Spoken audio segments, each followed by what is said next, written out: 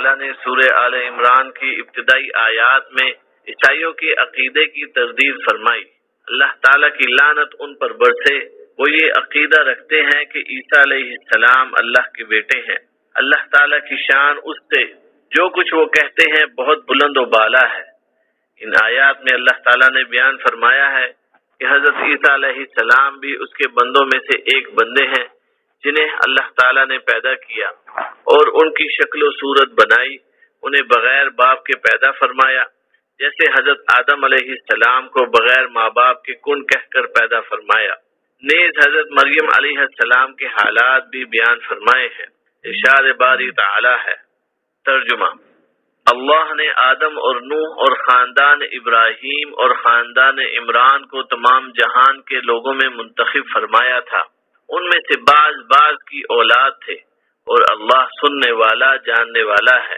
وہ وقت یاد کرو جب عمران کی بیوی نے کہا کہ اے پروردگار، جو بچہ میرے پیٹ میں ہے میں اس کو تیری نظر کرتی ہوں، اسے دنیا کے کاموں سے آزاد رکھوں گی، سو اسے میری طرف سے قبول فرما، بے شک تو سننے والا اور جاننے والا ہے۔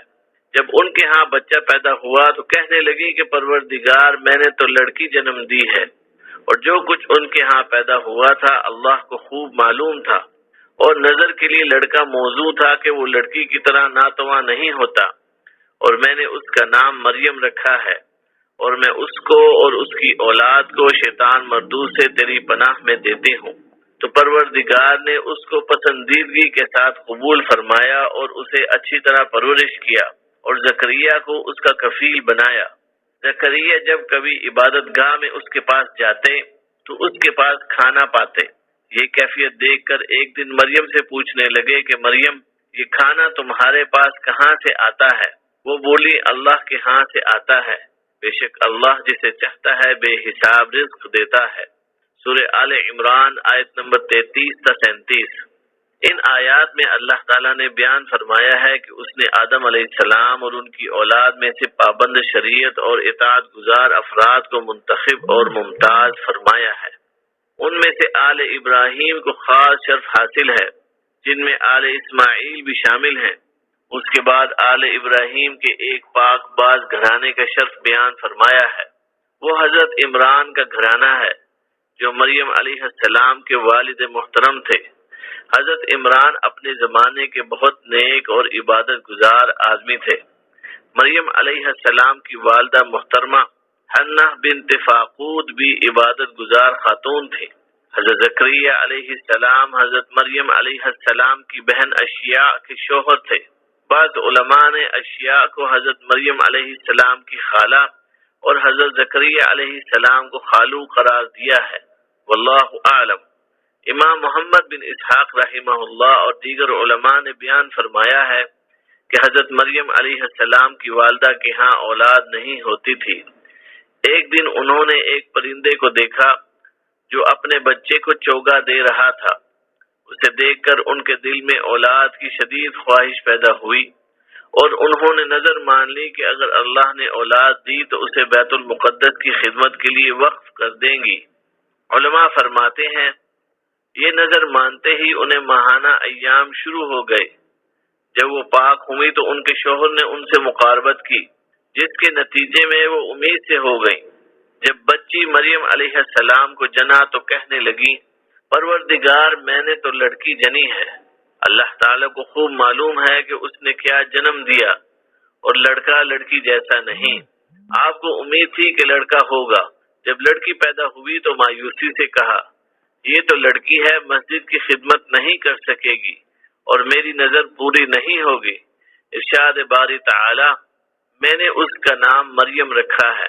اس سے معلوم ہوتا ہے کہ بچے کا نام پیدائش کے دن بھی رکھا جا سکتا ہے، جیسا کہ صحیحین میں حضرت انس رضی اللہ عنہ کا واقعہ مروی ہے کہ ان کے بھائی کو نبی کریم صلی اللہ علیہ وسلم کی خدمت میں لے جایا گیا تو رسول اللہ صلی اللہ علیہ وسلم نے بچے کو گٹی دی اور عبداللہ نام رکھ دیا۔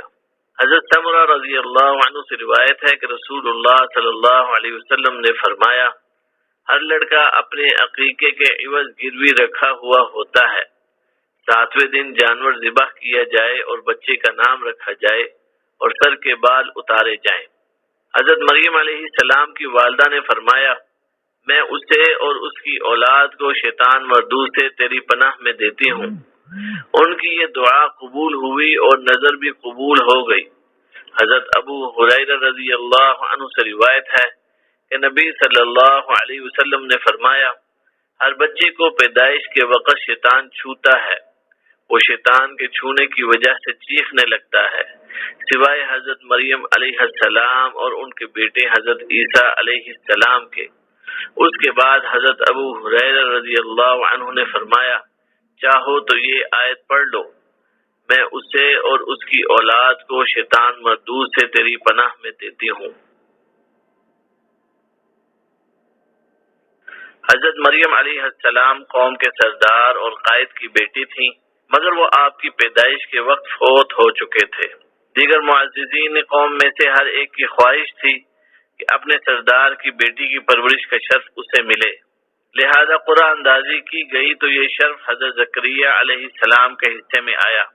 ارشاد باری تعالی ہے، ترجمہ، پس اسے اس کے پروردگار نے اچھی طرح قبول فرمایا اور اسے بہترین پرورش دی، اس کی خیر خبر لینے والا زکریا کو بنایا۔ سورہ آل عمران آیت نمبر 37۔ بہت سے مفسرین نے فرمایا ہے کہ جب آپ پیدا ہوئی آپ کی والدہ نے آپ کو کپڑے میں لپیٹا اور مسجد کی طرف تشریف لے گئی۔ جو عبادت گزار وہاں موجود تھے مریم کو ان کے حوالے کر دیا۔